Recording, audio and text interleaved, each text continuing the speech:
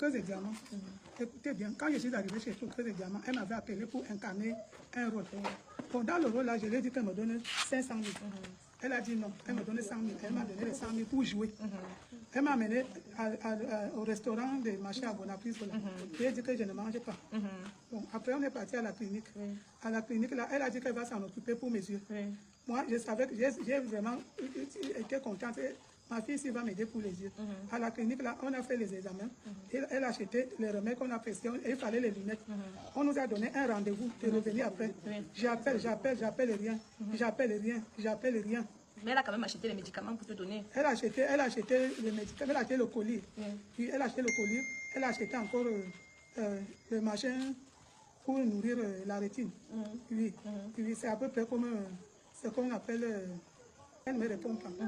Jusqu'à ce que je me suis dit que mais, ma fille, c'est comment? J'envoie les bosses et rien. J'appelle même, mais comment tu peux comme ça me faire ça? Finalement.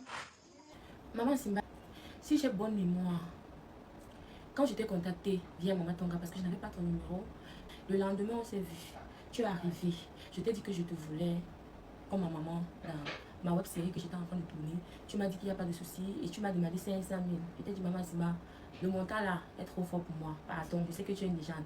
Mais j'ai 100 000 et c'est juste 3 jours de tournage. Et pendant ces 3 jours-là, il y aura la nutrition, petit déjeuner.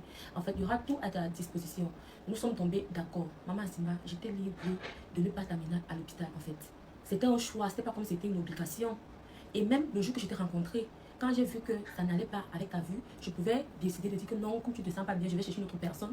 Mais comme je t'ai vu, j'étais pris comme ma maman, je t'ai considéré en fait, j'ai décidé que je t'amène à l'hôpital pour voir ce qui ne va pas avec tes yeux. Parce que tu m'as fait comprendre que lors d'un tournage, tu étais tombée et depuis ce moment-là, tu as eu des problèmes de vue.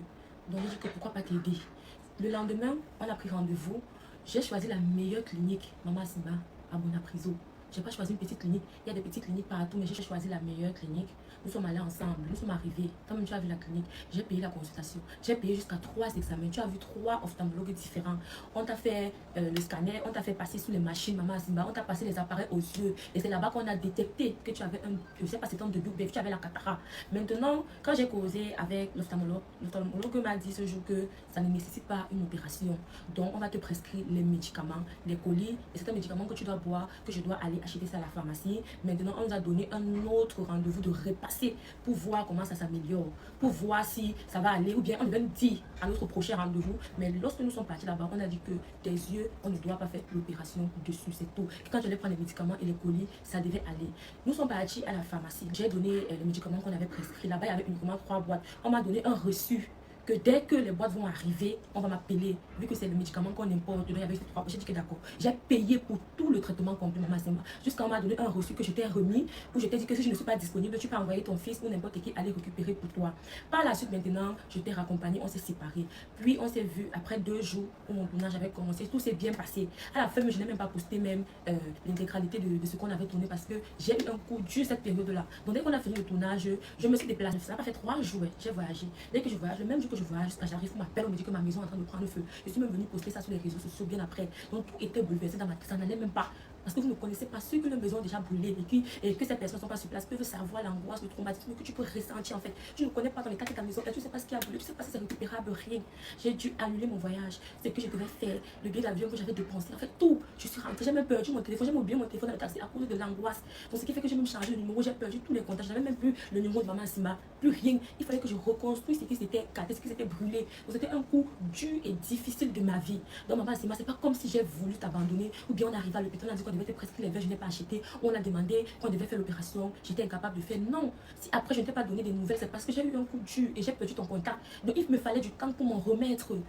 Et si c'est que tu t'es rapproché vers Aïcha Kamois ou elle s'est rapprochée vers toi et qu'elle a vu que ça n'allait pas, c'était mieux qu'Aïcha vienne vers moi pour me demander que ça s'est passé comment avec elle. Elle n'avait pas besoin de faire de sortie pour dire que j'ai juste utilisé, j'étais utilisée en fait juste parce que je voulais le buzz, je voulais la visibilité. Quelle visibilité? Quel buzz? Donc je peux être ma maman, je vais faire un vlog une autre journée, comment ça s'est passé. Maman, c'est pas grâce à moi que tu as su ce jour-là que tu avais la cataracte. Si on n'avait pas fait ces examens, tu devais savoir comment, que tu as tout ça en fait. Même le jour que j'ai fait la sortie sur les réseaux sociaux là, qui de ces grandes filles là ou ces grandes filles là sont venues m'écrire pour me dire que c'est comment avec la maman. J'ai vu qu'elle se sent pas bien, ça avance. Qui? Ce jour tout le monde est est restée bouche bée. Quand j'ai posté, c'est passé inaperçu. Personne ne m'a appelé, qui me dit que c'est comment, elle va bien, rien. Mais quand c'est quelque chose de négatif, quand c'est pour tenir mon image, le monde des fois il se lève.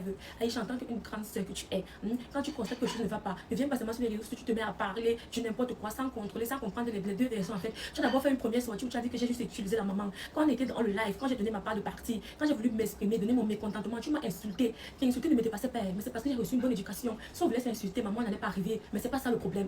L'important c'est la santé de la maman là. Donc maman Asima, je n'étais pas obligée de t'aider. Je n'avais pas une dette envers toi. Quand j'ai constaté ton mal, c'est pas comme si on criminait déjà tu es tombé sur mon plateau. Non, c'était bien avant le premier jour que je t'ai rencontré. C'est ce jour que j'ai constaté que ça n'allait pas et j'ai décidé de faire le tournage, attendre et traiter d'abord tes yeux, attendre que tu ailles mieux avant de commencer mon tournage. Tu ne sais pas combien j'ai dépensé ce jour pour tes 3 examens. Tu ne sais pas combien j'ai payé la consultation. Tu ne sais pas combien j'ai payé des médicaments vraiment pour venir sous-estimer. Même si c'est seulement 5 000 ou 1 000 francs que je te donne, maman, il faut apprendre à être reconnaissante.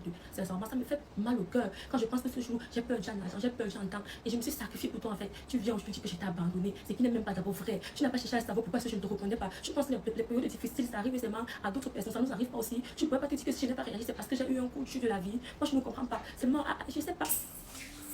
Voilà les gars, on doit arrêter souvent l'ingratitude. Nous devons arrêter l'ingratitude. Quand on est ingrat, c'est pas bon.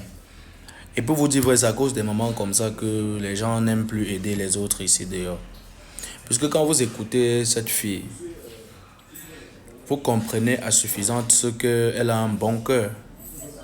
Mais maintenant, quand c'est que au lieu de dire merci, on est encore plutôt en train de concasser son nom là vraiment. Moi je trouve ça très sorcier. C'est parce que c'est l'irreconnaissance totale. Inadmissible que tu fasses des tas de choses et que à la fin qu'on ne reconnaisse pas, même un tout petit peu de tout ce que tu as fait. Puisque quand elle explique les actes qu'elle a posés, tu constates que rien ne l'obligeait, elle n'était obligée de rien faire par rapport à tout cela. Elle aurait dû contacter la dame là et puis elle constate qu'elle est malade et elle abandonne tout simplement. Elle reste tranquille. Mais de par son bon cœur, elle a continué. Elle a amené à l'hôpital, on a fait les examens et tout est passé. Je me serais mal comporté si la fille même dans sa vidéo parlait même des prix. Mais quand je constate ici, je vois qu'elle reste intègre et professionnelle. Elle ne donne pas les prix, elle parle avec tout le respect et après elle fond en larmes. Il faut souvent être reconnaissant. Arrêtons l'ingratitude. C'est à cause des gens comme ça que d'autres n'aident plus leurs prochains. Sur ce les gars, on est ensemble.